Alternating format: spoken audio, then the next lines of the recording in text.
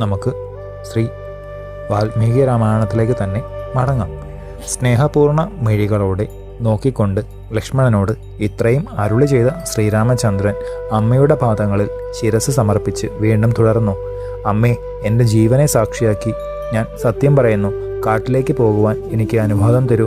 സ്വസ്തിവാചകം ആശീർവദിക്കൂ. 14 ആണ്ട് കഴിഞ്ഞാൽ ഞാൻ തിരിച്ച് ഇവിടെ എത്തും. യയാതി മഹാരാജാവ് വീണ്ടും വിണ്ണേറിയ കഥ അമ്മയ്ക്ക് അറിയില്ലേ? ദുഃഖം ഒതുക്കൂ. അച്ഛൻ്റെ വാക്ക് അതേപടി നിവർത്തിച്ച് ഞാൻ മടങ്ങിയെത്തും. അമ്മയും ചെറിയമ്മ സുമിത്രാദേവിയും ലക്ഷ്മണനും സീതയും ഞാനും അച്ഛൻ്റെ വരുതിയിൽ തന്നെ നിൽക്കണം. അണുമാത്രം വ്യതിചലിക്കരുത്. അനശ്വരമായ ധർമ്മമാണ് ആ കൽപ്പനകൾ അനുസരിക്കുന്നത്. അഭിഷേക സന്നാഹങ്ങൾ നിർത്തിവെക്കൂ. വ്യസനം അടക്കൂ. ധർമ്മത്തെ മുൻനിർത്തി വനവാസത്തിന് വിട നൽകൂ. ദേവന്റെ ധീരമായ ദൃഢവാക്കുകൾ കേട്ടപ്പോൾ കൗസല്യാദേവി മരിച്ചതുപോലെയായി. അല്പം വെളിവ് വന്നപ്പോൾ മകനെ അതിദയനീയമായി നോക്കിക്കൊണ്ട് ഇടറുന്ന ശബ്ദത്തോടെ പറഞ്ഞു, ഉണ്ണി രാമ, ധർമ്മവും സ്നേഹവും നോക്കിയാൽ പിതൃതുല്യമായ ഗുരുസ്ഥാനം തന്നെ എനിക്കുമുണ്ട്. കാട്ടിലേക്ക് പോകുവാൻ ഒരിക്കലും ഞാൻ അനുവാദം തരുന്നതല്ല. ദുഃഖനിമഗ്നയായ എന്നെ ഉപേക്ഷിക്കരുതേ. ഓമന മകനെ, നീ പോയാൽ പിന്നെ എനിക്കെന്താണ് ജീവിതം? ഈ ലോകസുഖങ്ങൾ എന്തിന്? നീ എന്നെ ഒന്നിച്ച് വസിക്കുമ്പോൾ സ്വർഗത്തെ കൂടി ഞാൻ ആഗ്രഹിക്കുന്നില്ല. അനേകം ആളുകൾ തീക്കൊള്ളി കൊണ്ട് ഗജവീരനെ കുത്തുന്നത് പോലെയുള്ള അമ്മയുടെ വാക്കുകൾ കുമാരനെ ഒന്നുകൂടി സുസ്ഥിരനാക്കി. തൻ്റെ ഇടം പോയതുപോലിരിക്കുന്ന അമ്മയോടും താപാർത്ഥനായ ലക്ഷ്മണനോടും ധർമ്മത്തിൽ അടിയുറച്ചു നിൽക്കുന്ന ശ്രീരാമചന്ദ്രൻ ധാർമ്മികങ്ങളായ വാക്കുകൾ വീണ്ടും തുടർന്നു. അത്തരം സന്ദർഭങ്ങളിൽ ദേവനല്ലാതെ മറ്റാർക്കും ഇങ്ങനെ പറയുവാൻ സാധിക്കുകയില്ല. അനുജ, ലക്ഷ്മണ, നിന്റെ സ്നേഹവും പരാക്രമവും എനിക്ക് തികച്ചും അറിയാം. നീ അമ്മയെപ്പോലെ തന്നെ എൻ്റെ അഭിപ്രായം അറിയാതെ വീണ്ടും വിഷമിപ്പിക്കുകയാണ്. ലക്ഷ്മണ, ധർമ്മം, അർത്ഥം, കാമം എന്നിവയിൽ കൂടി മാത്രമേ ലോകത്തിൽ സുഖം കിട്ടുകയുള്ളൂ.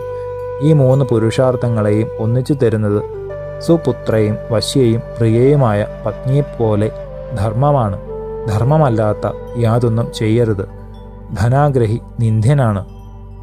കാമത്തിൽ ആസക്തി തെറ്റാണ്. ഭൂപാലനം ഗുരുവും വിശിഷ്യ വയോവൃദ്ധനുമായ അച്ഛൻ കോപിച്ചോ സന്തോഷിച്ചോ കാമമോഹിതനായോ കൽപ്പിച്ചതിനെ ദുഷ്ടനല്ലാഞ്ഞൊരുവൻ ചെയ്യാതിരിക്കുകയില്ല. ജനകപ്രതിജ്ഞ എന്തു തന്നെയായാലും നിറവേറ്റാതിരിക്കുവാൻ എനിക്ക് സാധ്യമല്ല.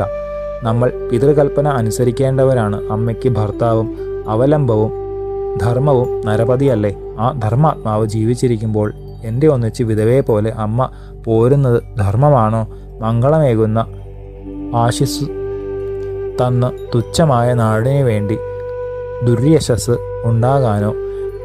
ഉണ്ടാക്കാനോ പാടില്ല. മനുഷ്യായുസ് പരിമിതമാണെന്ന് ഓർക്കണം. നിസ്സാരമായ രാജ്യപരിപാലനം അതിൽ കൂടിയേ കഴിയൂ എന്നില്ല. പുരുഷർഷഭനായ ശ്രീരാമചന്ദ്രൻ പരാക്രമം കൊണ്ട് ദണ്ഡക വനവാസം വിജയിപ്പിക്കാമെന്ന് നിശ്ചയിച്ചു. അമ്മയുടെ ഹൃദയം ശാന്തമാക്കി. തൻ്റെ ആശയം അനുജനെ മനസ്സിലാക്കി. തേജസ് കൊണ്ട് മാധവനെ വീണ്ടും വലത്തുവെച്ചു. അനന്തരം രഘുനാഥൻ ദുഃഖത്താൽ വശം കെട്ടും ക്രോധത്താൽ കൺ വിടർന്നു ചുകന്നും സർപ്പേന്ദ്രനെ പോലെ വീർപ്പിടുന്നവനും സുസ്നേഹിത സഹോദരനുമായ സൗമിത്രിയെ കാരുണ്യത്തോടെ നോക്കി. അതിരറ്റ ആത്മശക്തിയുള്ള ദേവൻ മനസ്സുറപ്പിച്ച് ധൈര്യത്തോടെ അനുജന്റെ അടുത്തു ചെന്ന് പറഞ്ഞു, കുമാര, ലക്ഷ്മണ, കോപവും താപവും അടക്കി ധൈര്യം സംഭരിച്ച് സന്തുഷ്ടനാകൂ.